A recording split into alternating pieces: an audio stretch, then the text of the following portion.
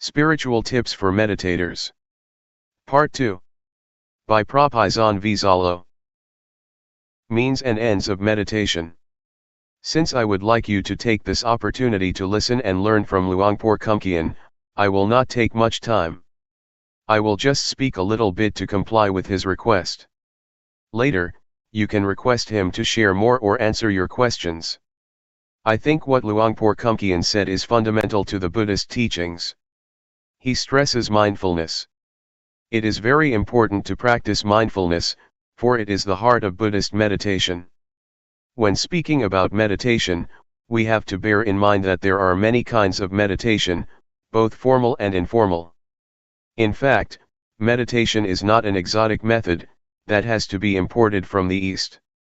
Meditation is what we have already experienced, what we have already practiced, whether we are aware of it or not. When you see nature, when you look quietly into yourself, when you reflect on your life, that is meditation. When you try to follow your breath with an expectation of calmness, that is meditation. Meditation can be practiced through drawing, painting, or music. So meditation is what we have already experienced to a certain extent. But, to make our meditation beneficial, fruitful, and worthy of our attempts and the time we spend, the shortest way, according to Buddhism, is to cultivate mindfulness. That is, meditation with awareness. Awareness is the means and end of meditation, and nothing else. For some people, meditation is the way to calmness, but for the Buddha, calmness should only be the byproduct of meditation. It is the reward that we gain from our practice. Yet, we also want to have total self-awareness. Self-awareness, or knowing oneself, is very important, as Luangpor mentioned earlier. According to the Buddha, to know oneself is to liberate our minds from suffering. We are overcome by grief or sorrow and suffer because we are not aware of ourselves. If we become aware, we can see clearly that we are carried away by greed, by anger, by anxiety. Once we become aware of ourselves, mindfulness is established. Once mindfulness is established, it is not easy for sorrow, anger, ill will, or greed to sneak into our minds. Guarding our minds with mindfulness is the secret of removing suffering. Normally, we are not aware of this truth, but if you reflect on yourself, you will realize that the best way to clear your mind from suffering is to make your mind neutral, to maintain your mind in the middle. If we let our minds be subject to feelings of being pleased or displeased, like or dislike, rejection or attachment, our minds will never experience calmness or clarity. With mindfulness, calmness and clarity are possible. So with the formal practice of the Buddha, we can learn how to cultivate mindfulness, enabling us to be free from being all sorts of fire. The Buddha speaks about fire. There are three kinds of fire that burn us at every moment, every day, every hour, every minute: the fire of greed, the fire of hatred, and the fire of ignorance. The fire of greed or the fire of desire, be it sensual desire or desire for becoming, always burns our mind and that make us feel as thought we are lacking. It is quite strange that the sense of lacking is prevalent in Western societies. Despite the material richness, despite the abundance, people are overwhelmed by the sense of lack. They may have a lot of things in their houses, they may have a lot of money in their bank accounts, they may have success in their careers, but people still feel that they lack something. That is why they try to gain more and more, consciously or unconsciously. Mindfulness is very effective at stimulating the knowing element in our minds, the conscious element in our minds. It not only helps us to be awake but also brings calmness, which leads to clarity. And once our minds become clear, insight into the nature of mind is possible. That is why mindfulness is very important. June 8, 1997. The art of meditation. You may have noticed the relationship between body and mind during your practice. They affect each other and we should make the best of them for our practice. You may have observed that when you are upset or mentally tense, your breath may become shallow or you may have chest or leg pain. If you understand this relationship, you can learn how to relax your mind by controlling certain parts of your body. For example, breathing deeply can help you relax. If you want to gain or to attain a desirable of mind, you cannot force the mind directly, but you can condition it by making your body more conducive to the state of mind. The mind is uncontrollable, but it can be conditioned indirectly, by either the body or external surroundings.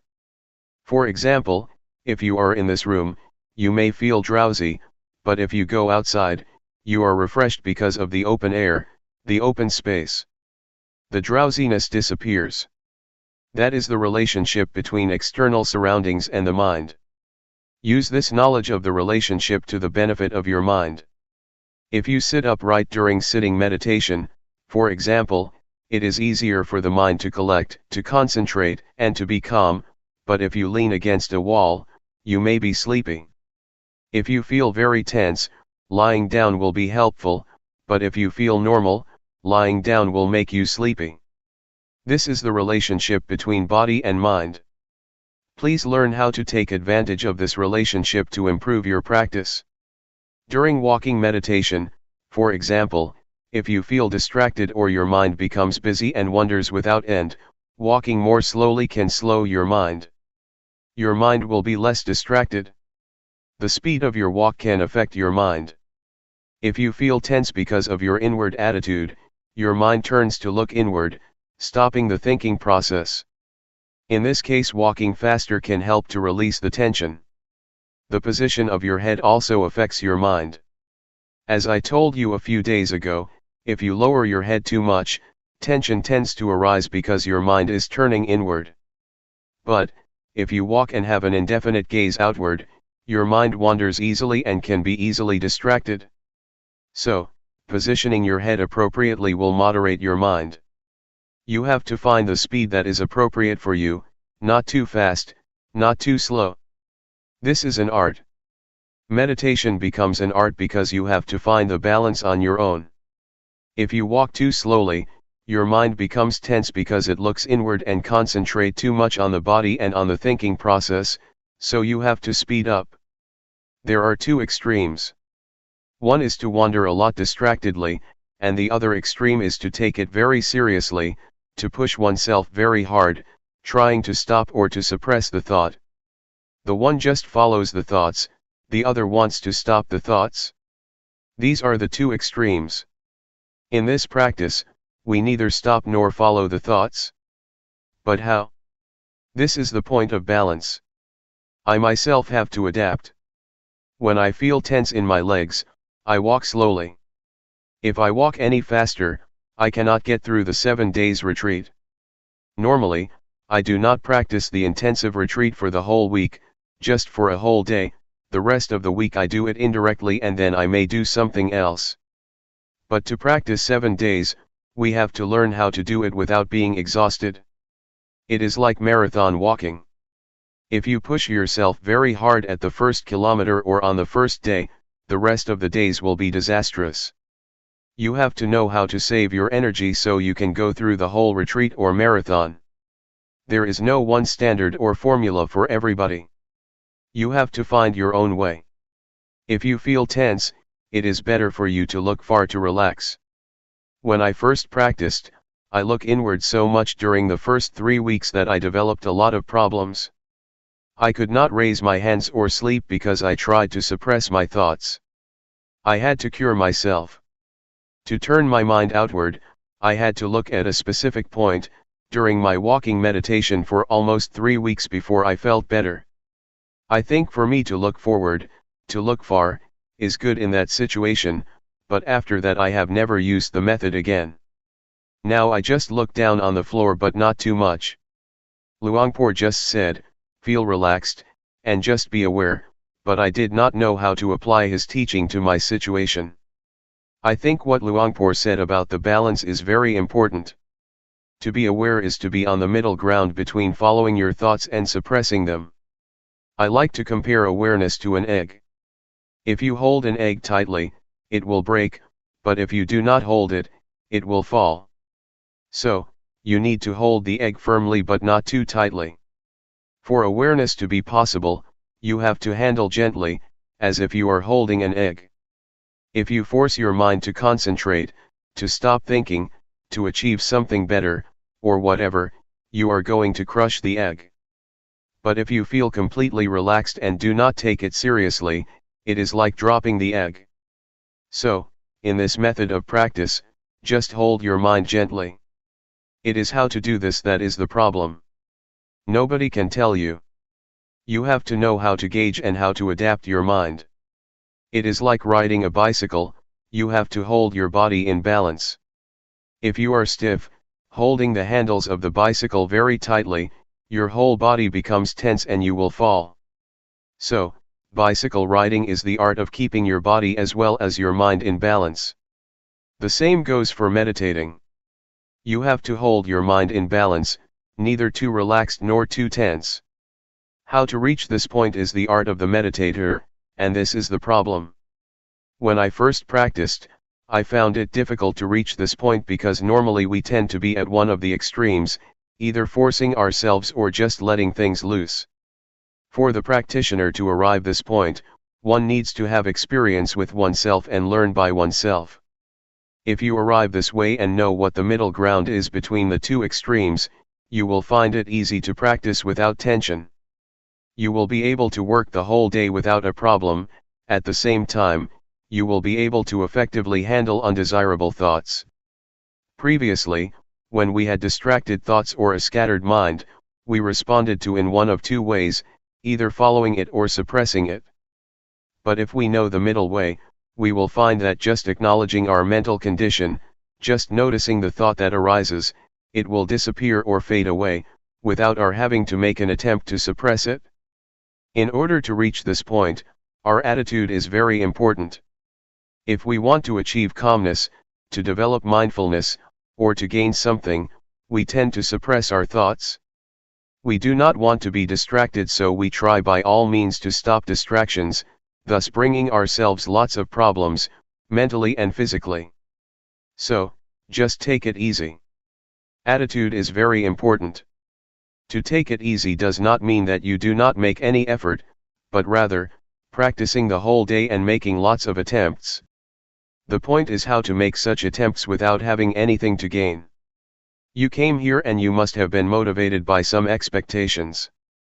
But once you start working, once you start raising your hands, you have to ignore whatever brings you here. If you want something during your practice, that means your mind is in the future, not in the present. To practice here is to make our minds present here and now. Mindfulness is the presence of mind. To live your life mindfully means you have to make your mind present in everything you do. When you are watching, your mind is there. When you are walking, your mind is there. When you are taking a bath, your mind is there. That is mindfulness, or the presence of mind. You may wonder how to practice mindfulness while asleep. It depends on how you cultivate mindfulness when you are awake. If you are mindful most of the day, it will take care of itself during your sleep. You will learn that your dreams can be affected by mindfulness. Even consciousness plays a role in your dreams to a certain extent. They are not totally unconscious. They depend on the mindfulness that you have already developed. So, just take care during your waking hours, because it is the period of the day that we can control. It took me about a month to find the middle ground, but I am a bad example. Many people spend about a week to find it. For me, I feel that tension is the indicator of whether I am practicing right or wrong. If I am tense, it means I am practicing the wrong way. After 1 month, I was aware of my thoughts very quickly, which was a surprising experience for me. Sometimes, even now after being a monk for more than 10 years, I practice and I feel tense, which means I am too serious, so I know I have to relax my mind a little bit. I still get tense from time to time, not always at the balanced state, but at least I know how much I have to relax to reach the middle ground. It will be a point you are familiar with. You may get tense, but when you feel relaxed to a certain point, you will know that this is the middle ground for you. You have to find it yourself. Nobody can tell you where it is. There are many indicators for us to be sure whether we have developed enough awareness or not. Sometimes one has a lot of distractions. The mind can become busy, but if you acknowledge the thought very quickly and notice when it occurs, you are aware. Also, to be aware does not mean that you have to be calm. In some situations, the mind is supposed to perform its functions and it is difficult to be calm. As long as you notice that your mind is distracted, it is all right. That is why Luangpor said, do not try to be undistracted, but once you are distracted, you are aware. Once your mind goes out, you are aware. The point is your awareness of your state of mind and knowing it quickly. For a lot of people, meditation time is only the time when they sit cross-legged and close their eyes. Afterwards, they go to work, and cannot think of meditation. Meditation is limited to the room, in the morning and in the evening. But for us, the meditation zone means trying to make the whole day, or a certain period of the day, a time for meditation, even though you do not close your eyes and are still at work. It should start at a portion of the day, and then enlarge its zone. The more you are aware of every moment, the more meditation is a part of your daily life. It does not mean that only the time inside a meditation hall is meditation, and the rest is not. It should start from the meditation room and then enlarge to your whole life. Enlarge the zone in time first and then enlarge it in space as well. Try to integrate meditation into your daily activities. Try to use the movement of your body as meditation objects all the time, and try not to stay still. On the car or the bus, rub your fingers. Try to have some parts of your body moving and use the movement of your body. If you can use your breath as meditation object, you have a refined, sensitive mind. Yes, you can do that, too. Luangpor suggests using the blinking of your eyes or the swallowing of your saliva. Breathing is useful because you do it all the time, especially at night when lying in bed. But while typing, it may be difficult to be aware of your breath, so just be aware of the typing itself as the object of meditation. When you take a bath, the movement of your body is the object of meditation. So we are never short of an object of meditation, except when we are sleeping. That is the benefit of Sathi meditation, you have an object all the time. We need to have a physical object for meditation all the time, and our body is better. Your mind should be aware of your body's movement. Once a thought arises, your mind goes to the thought, acknowledges it, and then returns. So you have a home. Meditation provides you with a home that is the object of meditation and your mind stays with it. The movement of your body is the present moment. To be mindful is to be present in the present moment, so we try to provide a present moment for the mind, the body's movement. When you become distracted by a thought, that is the present moment too, so the mind should be mindful, but since the thought is undesirable, we just let it go and come back to another present moment, your body's movement. It is okay to shift awareness from one type of your body's movement to another frequently if you are skillful. If you are an adept practitioner, it is not difficult to shift. Try not to practice only two postures, because if you practice only walking and sitting, you may find it difficult when you want to be aware of additional activities. You will not be adept enough to apply mindfulness to that activity, because you have only been using rhythmic meditation and walking meditation all the time. So, you have to be adept, to be skillful, to apply mindfulness to every area of life. For example, in a normal situation, I would use the rubbing of my fingers as an object, but, if I am tired, I can concentrate on my breath because it will turn my attention away from the tiredness of my fingers. It is the same with walking. If I walk or climb up a mountain, at a certain point, I shift my awareness to the breath because my legs feel tired. This is the way to release tension. You can shift from one to another. In Thai, we called it a toy or hobby. We change from our routine to a hobby, and then we change back again. To make meditation more entertaining, we find something strange, something special, something new to play with, and then after we feel we have had enough, we return to the main posture. Please try to apply mindfulness to another postures or activities, not only in daily life but in the retreat too. When I practiced with Luangpor Teean, sometimes he asked me to clean the floor. He gave me a broom and asked me to be aware when I was doing that job. He wanted me to not stick to the two main postures.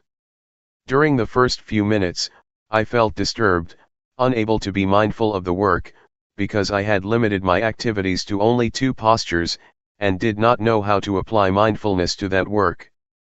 But later I knew. In Luangpor's retreat, he also likes people to stay with sitting and walking, but he will provide you with some work to do like cleaning the toilet, because he wants us to be skillful in every activity, otherwise you will not be able to apply it to other activities after the retreat. July 9, 1997. The middle ground. As you already know, we are training our mind to reach the middle ground, that is between the outward-oriented mind and the inward-oriented mind. Do not try to turn your mind too much outward or too much inward, to follow your thoughts or to stop them. The middle ground also means trying to avoid being lazy due to being too relaxed, or being strained due to too much tension. It also means that we have to avoid the two extremes of indulging in pleasure and indulging in pain. What does it mean by that, indulging in pain or indulging in pleasure? It means that when you recall a good memory or refreshing images you get high, and when you recall unpleasant feelings in the past, a bad memory, you get low. If you are moved like that, that means you are already indulging in pleasure or pain. If you are stuck in the pleasant feeling, that means you are indulging in pleasure, which is one extreme. If you get low or become angry, because of your thoughts about somebody that you have bad experiences with, you become dragged down by such thoughts or memories, or if you feel upset because of dissatisfaction with your practice, means that you are indulging in pain. So, to avoid these two extremes means try to keep your mind normal, stable, and unmoved by pleasant or unpleasant feelings, good or bad thoughts, good or bad mental experiences. So, you see that the term middle ground means balanced. It has a broad meaning. It means that you do not follow the thought or suppress the thought, turn your mind too much outward or too much inward, be lazy or push yourself too hard, or indulge in pleasure or in pain. It is the art of meditation to keep our minds in balance, to reach the middle ground. You may feel it is very difficult to attain this state of mind, even though you have come closer to it. Sometimes, you have already attained that balance, but you may be dissatisfied with it. You do not realize that you have already arrived at the middle ground, so you push yourself harder and go beyond that point, moving towards another extreme. Sometimes, your mind is too much inward so you try to relax, but you relax so much that you pass the state of balance, wasting a lot of time. Sometimes, you do not think this is the point that you need to attain. You think, oh, this is not the state of awareness because so many thoughts are still coming up, so I have to push myself harder. You are not satisfied with that state of mind simply because you have some expectation, so you keep passing the state of balanced mind without realizing that you have already experienced it. I think expectations are sometimes illusory. They are dangerous because they can deceive us, so we have to be very careful. We have some expectation about awareness, so we have already adjusted our mind to the expected state of awareness. Since we do not feel the calmness that we expected, and we feel thoughts still arising, we keep ignoring this state of balanced mind. I am sure that you have already experienced the state of awareness, the state of balanced mind, even though you may not realize it. So try again that you may find it and have confidence in it. Another point that I would like to mention is that, aside from keeping our mind in balance between the two extremes, we also need another art, the art of reconciling two opposing values. We face conflicts in our daily lives between freedom and discipline, between diligence and concentration. If you are too diligent, your mind becomes distracted, but if you concentrate too much, you tend to be lazy. The point is how to reconcile these two opposing values. Right and duty are another pair of values that we have to reconcile. Individualism and communalism are also two opposing values that we have to reconcile, or our lives will suffer. We also face the same dilemma in meditation practice. It may be even more difficult than what I have already mentioned. One is to take it easy but to try hard. Luangpor always stresses this: relax. Take it easy, but try hard. Take it easy but keep trying all day. It is quite contradictory, but you have to reconcile these two or you cannot make progress. Luangpor Teean always said, take it easy, but seriously. Luangpor Teean, unlike Luangpor Teean, would give you only a 5-minute talk. At his interview, which lasted less than 5 minutes, he kept saying we should take it easy but seriously, or take it easy but do it all day. I was quite confused then, but now I understand what he meant. I think this is the kind of training that is very useful for our daily lives, because it is the art of working happily and more effectively. To be happy and to be effective is a pair of values that may seem to oppose each other, but that can be reconciled.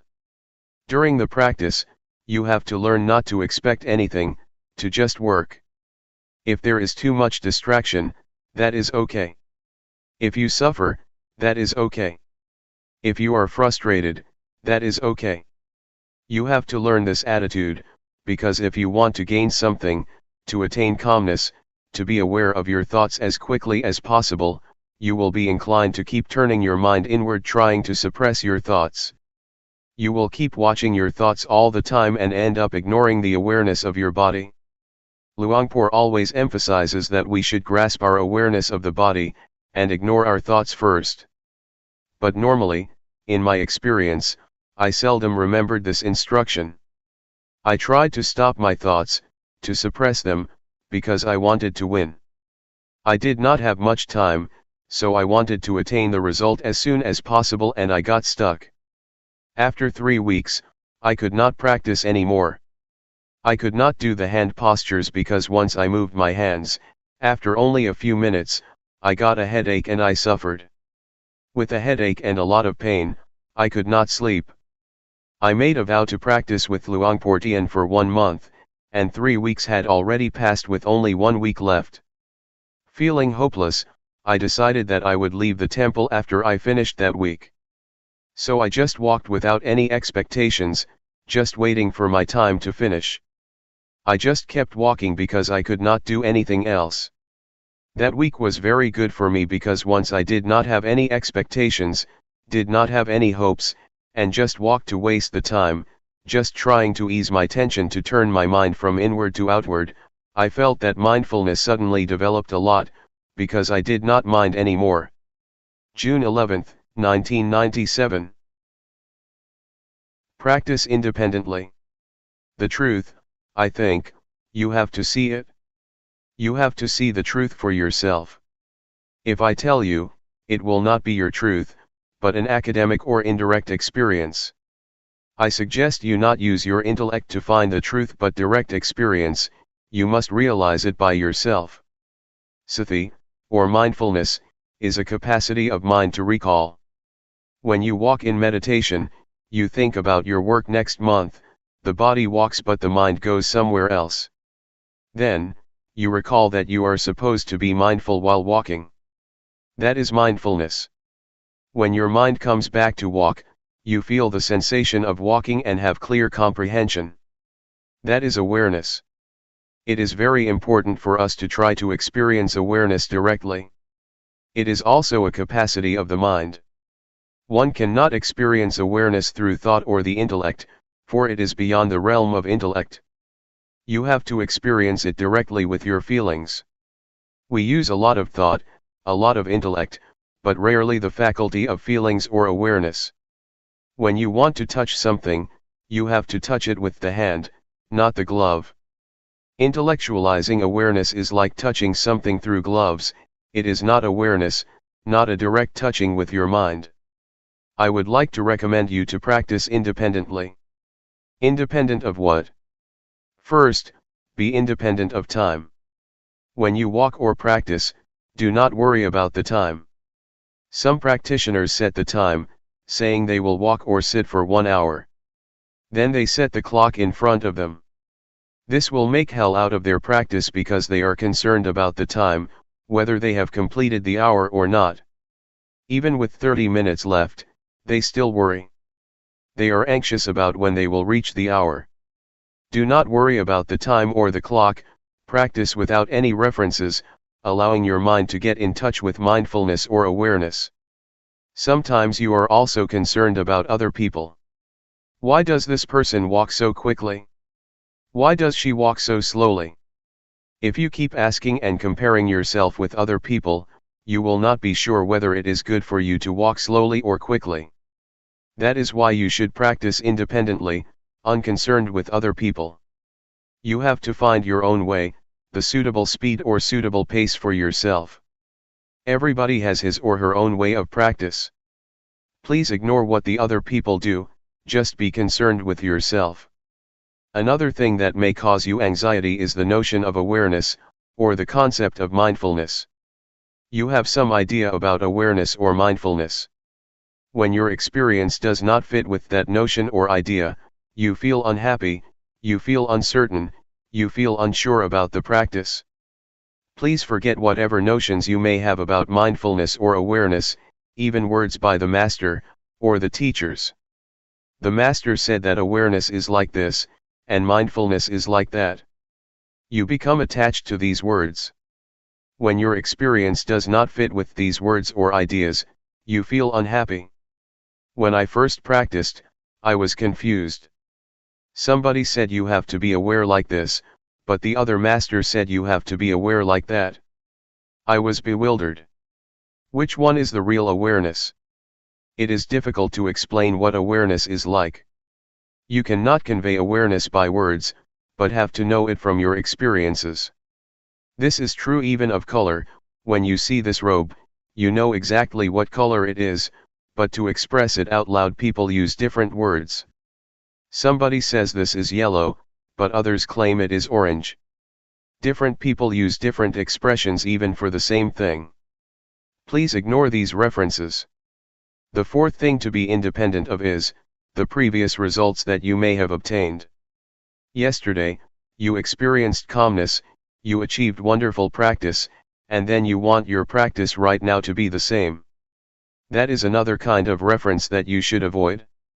If you have such references or if you are concerned with past results, you may be unhappy.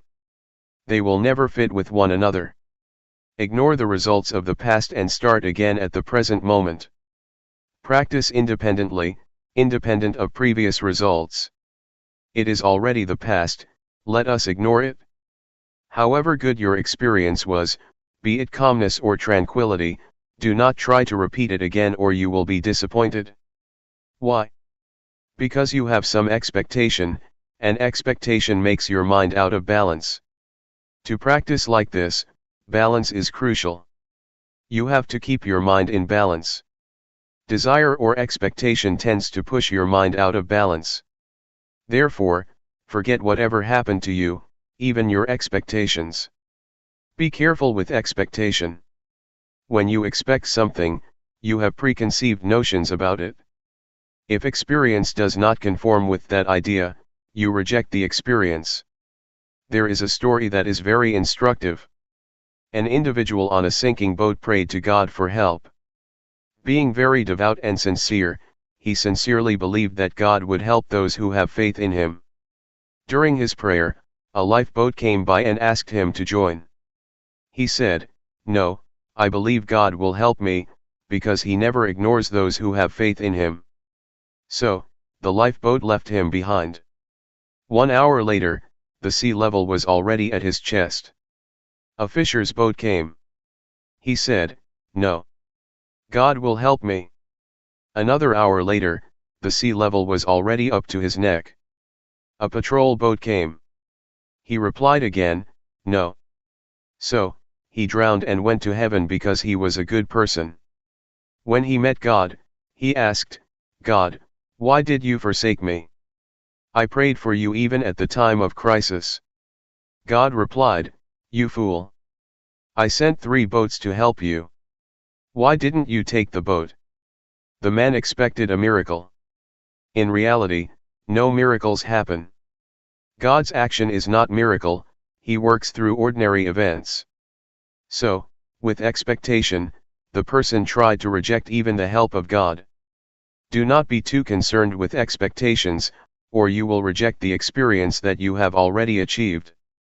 Just work independently of expectation, and try to get in touch with real awareness through direct experience. When you get a result, it will be the true outcome of your practice. Do not bother with miracles or preconceived expectations. Question: how can you forget everything and not have any expectations or references? Answer: it can be done through repetition. In the first hour it may not be easy to forget, but if you practice more and more, you will feel in harmony with the practice, and then this notion will pass away. Nevertheless, you have to do it repeatedly, over and over again. Then, a new kind of habit will develop, the habit of letting go and forgetting expectations. Question: that is very, very hard. Answer: it is possible, if you try to be at the present moment. I found that when I feel in harmony with the practice, I do not care about the rest. To be in harmony with the practice takes time, but it is possible. We call it, to be at the present moment. When you have developed that habit of being at the present moment, you will be less distracted by expectations, by time or schedules, by other people's practice. Question: are you suggesting that we totally ignore previous experience on how to get there? Answer: I suggest you do that when you start the practice. However, when you finish, you may review and think about which one is the way. During the practice, try to be at the present moment, otherwise, your previous results will distract you from the practice. Question: when we start the practice again, we will take reference of the previous experience, right? Then, how can you practice independently? Answer: a kind of habit will develop within you. Question: right, I see what you mean, inherit a habit from the previous practice instead of knowledge. Answer: yes. It has already happened to you, because all of you have been practicing for a long time. You have inherited some habits or some tendencies. That is the most important, more important than something in your mind. Question: not to be guided by thought, but by your natural movement or habit. Answer: yes. This is what we call adept or skillful, you become more skillful. Take swimming for example. Thinking, or recalling the instructions, does not help you much when you are swimming. You have to be at the very present moment. Whatever you do will become a tendency or habit in you. Once you know how to swim, it becomes your second nature. It becomes a part of you. No matter how much time has passed, maybe 10 years, you still know how to swim because it has become your nature. I think mindfulness or practice is like that. Once you know how to adapt your mind to be aware of the present moment, it becomes your nature. You may give up the practice for a while, then come back. In the beginning it is difficult, but after you practice for a few minutes, it will come back. Which I call habit. I myself, when I practice, never think much of the results. I think only that this will form a new habit. Once the habit has developed, it is easier to practice. This is how you train children to take a bath or to brush their teeth. At first, they refuse, but you just push them to brush their teeth. It becomes their nature and they will go to the bathroom to brush their teeth on their own. Mindfulness is like that. In the beginning, your mind follows the thoughts and never comes back. Then, you call it back. Second time, it goes again, following the thoughts and comes back. The third time, it comes back quickly, faster, but still takes a long time. Then, You call it back all the time, many times, it returns faster and faster. The unintentional thought will become shorter and shorter. In the beginning, it is like a train of thoughts with 12 cars of thoughts. After practicing for a few days, it becomes 10 cars. The train of thoughts becomes shorter, shorter, and shorter.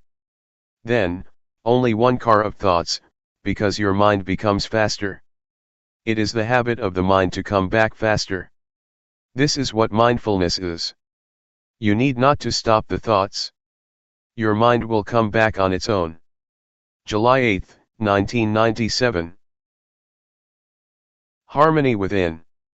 Meditation practice is to train ourselves to be in harmony with ourselves, or to be in harmony with the present moment. To be in harmony with the present moment has a broad meaning. It means that we have to be content with what we have, with what we are doing, and also with what we are at the present moment. To go deeper than that, it means to be content, accepting the thoughts or emotions that we have at the present moment. To accept does not mean that you are lost, or follow the thoughts.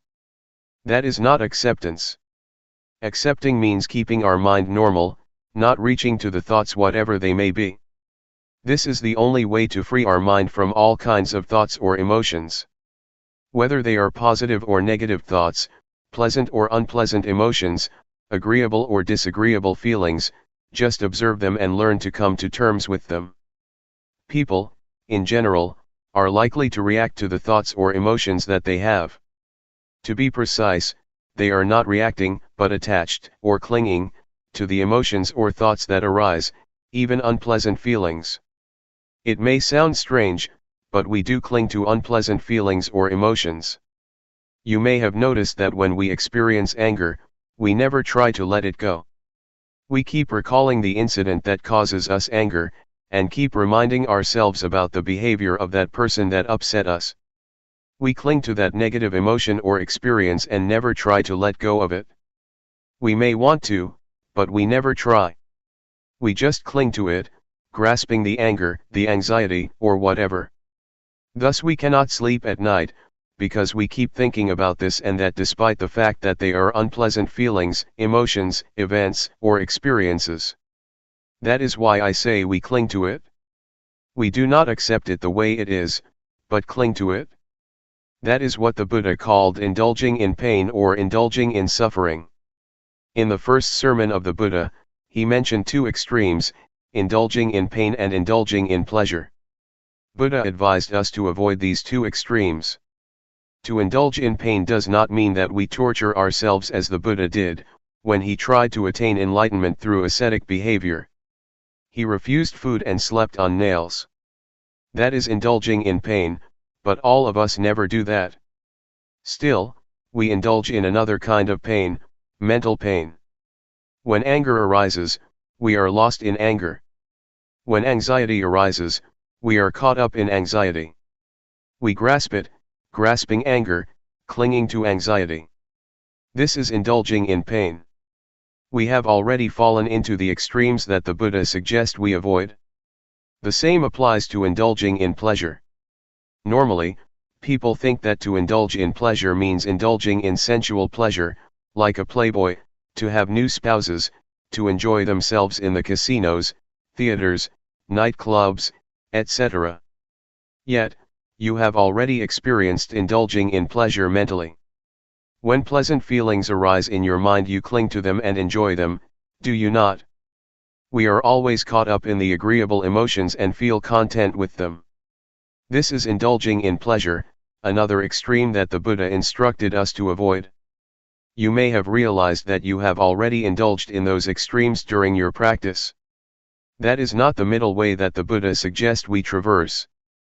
The middle way, in this sense, means not losing yourself in either painful or pleasant experience, be it calmness, happiness, suffering, anger, or anxiety.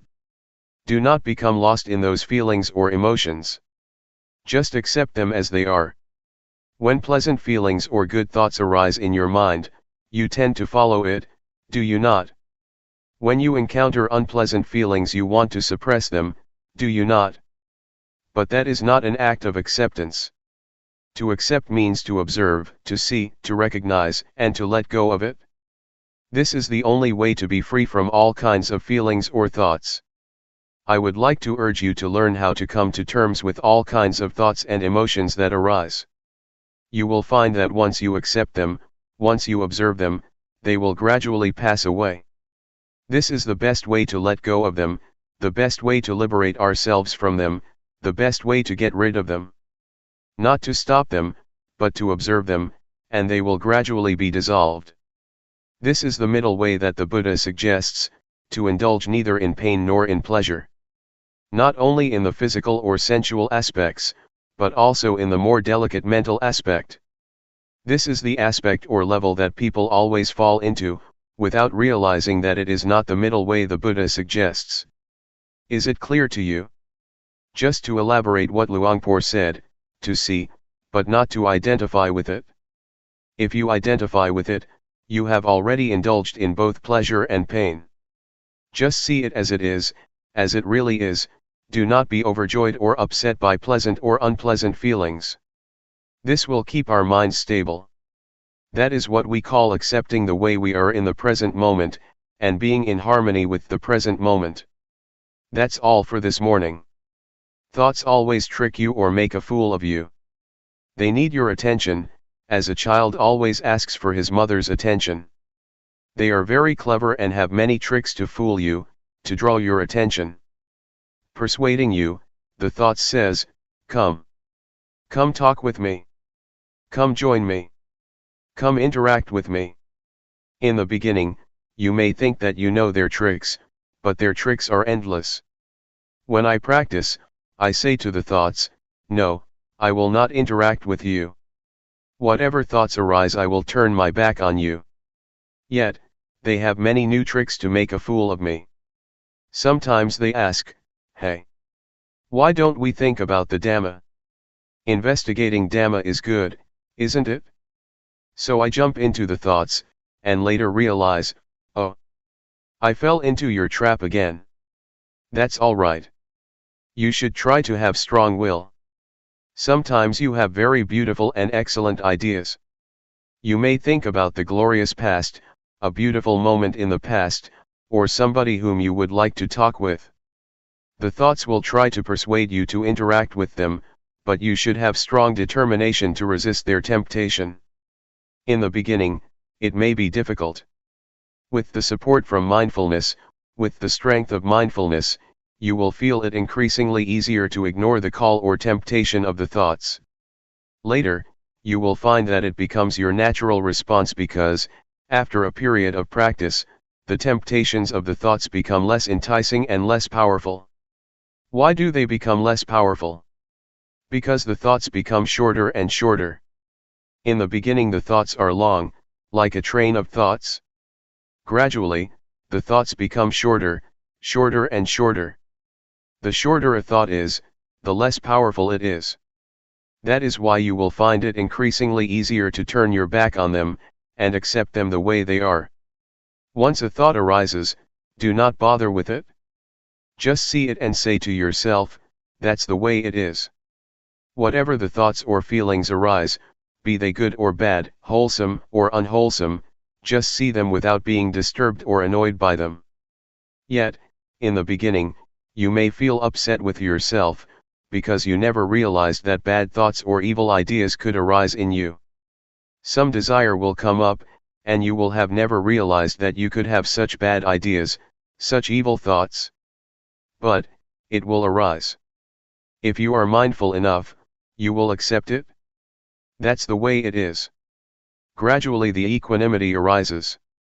So I suggest you maintain the attitude of acceptance. Whatever ideas, whatever thoughts, whatever emotions occur in your mind, just try to keep them normal and have no preferences, like or dislike, appreciation or aversion. Try to avoid these two extremes, and just accept them the way they are. This is the second mantra I would like to present to you, that's the way it is. The bad thoughts that arise, the evil ideas that arise, are beyond your control. So, just accept them as natural, as normal. That's the way it is. Thus develop the indiscriminative mind. The ordinary mind tends to be judgmental.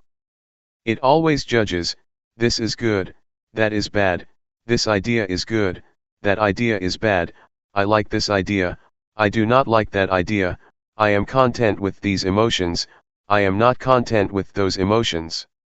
With a discriminating mind you will never experience peacefulness. Your mind will go up and down, because of such preferences or such judgmental mind. The way to attain peace is to develop the indiscriminative mind. Have no preferences or judgment, and see everything as it really is. Accept it as the natural process that occurs to your mind. They are just visitors, coming and going. No matter how good or bad the idea is, any kind of idea, just let it come and go, appear and disappear. Do not be bothered with it. Just see it, take note of it, and then come back, returning your attention to the body's movement. In brief, try to resist the temptations of the thoughts. They need your attention because that's the only way they can sustain themselves. Unless you give them your attention, they cannot survive. They can exist only with your support.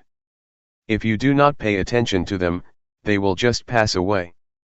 This is the best way to handle the emotions. Do not suppress them, stop thinking, nor force your mind to drop these thoughts. Just say to yourself, when the thoughts arise, that's the way it is. July 9, 1997. Calmness and insight. There are two words that Luangpor always mentions, mindfulness and awareness. Both are like twins. They are interchangeable, help each other, and always come together. Mindfulness is that which recalls. For example, you are moving your hands, but you forget that you are doing it because your mind is distracted. Then, you remember that you should be attentive to your hand movement. That capacity to recall is mindfulness. Mindfulness recalls and brings your mind back to the action of your hands. When your mind is attentive to your hands, or to any activity, you become aware of your body, aware of yourself. This is awareness. Once you are aware of any activity, you know what should be done as far as that activity is concerned.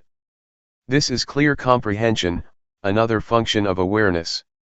When you are aware of an object and attentive to it, your mind becomes increasingly collected and composed, thus enhancing concentration.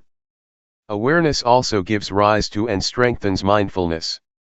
Sometimes, while you are supposed to be aware of your body's movement, your mind becomes distracted. Awareness of your body's movement sometimes helps your mind to recall that you must be mindful of your body, and that's why it can help to bring your mind back. It awakens mindfulness, bringing back the mind. For example, when you are listening to someone's speech, you rub your fingers. You may be distracted by the environment, by your worries or your concerns about something else. Suddenly, you feel the sensation of your fingers, and the sensation helps you to remember that you should be listening to the talk. So, mindfulness becomes function and brings your mind back to the talk, to be attentive to it. This is how awareness helps mindfulness to function, or take place. Mindfulness, awareness, and concentration are closely related. Mindfulness gives rise to awareness, awareness gives rise to concentration, and vice versa. They help each other, enhancing each other. Don't be confused when Luangpor sometimes mentions mindfulness, and a few moments later he mentions awareness or mindfulness and awareness. They are the same. Technically they are not the same, but in practice they work very closely together. Briefly speaking, mindfulness brings the mind back to the activity or meditation object. Once your mind is with the object, you have awareness, you know and you see clearly. With the functions of mindfulness and awareness as I mentioned, two things will occur. The first is calmness. It arises because you are not distracted by thoughts or by external stimulation. Your mind does not wander around because your mind is attentive to, or tied to, the meditation object. Thoughts may arise in your mind, but they are short and do not disturb you much. You may feel hot, you may feel cold, but it does not give rise to anger or upset you, because mindfulness brings you out of the anger or negative qualities, and back to the object of meditation. But, if you do not have an object of meditation, your mind can easily be caught in the anger, that is the result of unpleasant feelings. So, mindfulness and awareness help you to let go or be free from the discontentment. That is why calmness and relaxation are possible for the one who has mindfulness. The second thing that happens when you have mindfulness is wisdom, or clarity of mind. It happens because mindfulness and awareness keep your mind from liking or disliking, from being up or down, from being content or discontent. They keep your mind stable and without bias. If you have preferences, if you are discriminative and like or dislike, you have bias and you cannot see things clearly as they really are. This will not be the case if you have mindfulness.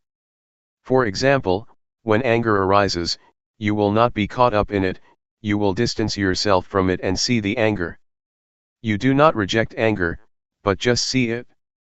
You can see how it exists and how it passes away. But, if you get into the anger, you cannot see, and you cannot know the anger.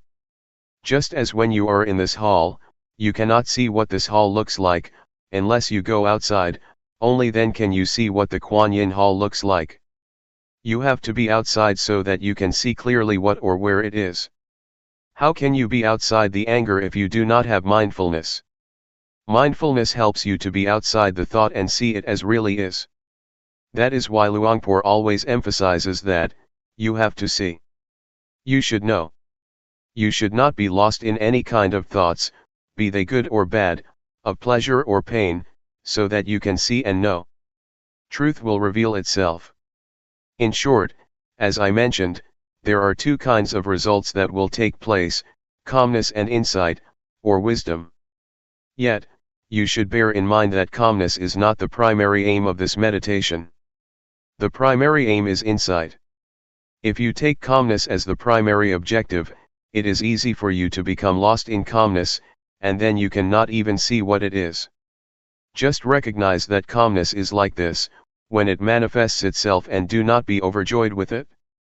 Just see that that's the way it is, and then try to maintain your mind to see, to be clear, keep knowing, keep observing. That's all. This is just to make a brief distinction between mindfulness and awareness, and to highlight their main functions as well as how they work together. Practically, they have more functions than what I have just mentioned. July 10, 1997. The point of balance. As you may be aware, Luangpor tries to suggest that you not watch your mind or watch your body closely. There are some justifications for that. In our daily life we tend to do a few things at the same time. You should allow your mind to be aware of your whole body rather than only a particular part of it. Otherwise, you may make mistakes in your activities. For example, when I began my practice, one day, I finished my lunch and had to throw the leftovers into the waste basket. Since I did not know how to practice properly, I forced my mind to concentrate only on my feet, while I was walking to the waste basket. When I arrived at the basket, I threw the leftovers into the basket, and forgot that not only the leftovers but the fork and spoon were also thrown away. Why? Because I concentrated too much on my feet. I did not allow my mind to be aware of my whole body, to be aware of the act of holding the plate with the leftovers and the fork and spoon.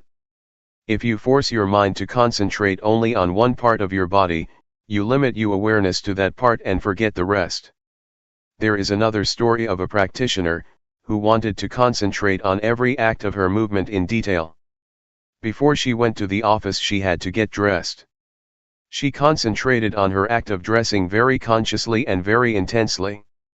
When she took the shirt, she concentrated on it. While wearing the shirt, she also concentrated on every movement of the wearing. The same applied to putting on her trousers, her socks, and her shoes. When she went to work, it took more than an hour for her to realize that she forgot to zip her trousers. It's okay if you walk with too much concentration in a walking meditation, it's not much of a problem because you only have one act.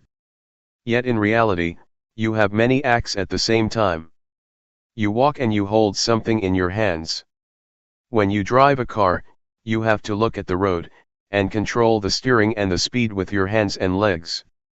These require your total awareness. Focusing your mind on only one particular part of your body, will cause problems. I have spoken only of the physical aspect or the aspect of the body activities so far. This principle also applies to the mental aspect. If you force your mind to watch your mind closely, you tend to block your thoughts. When there is no thought, you do not learn how to let go of it. You should allow thoughts to arise, so that you learn how to let go of the thoughts or emotions. If you block your mind, the thoughts cannot arise, and then you do not know how to let go of them when they do arise. It is important for you to keep your mind in balance, to not watch or concentrate too closely, nor to let it loose to all distractions. This will enable your mind to be aware of the mind, to be aware of the body, not only of your hands, but the whole of your body and also its surroundings.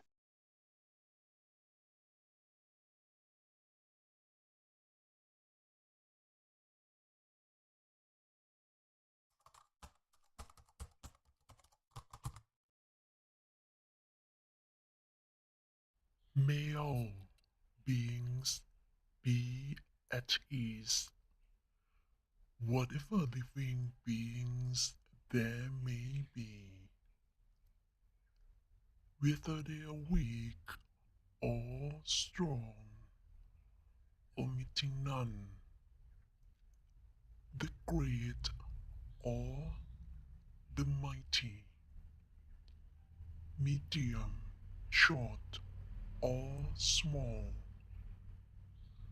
the seen and the unseen, those living near and far away, those born and to be born. May all beings be at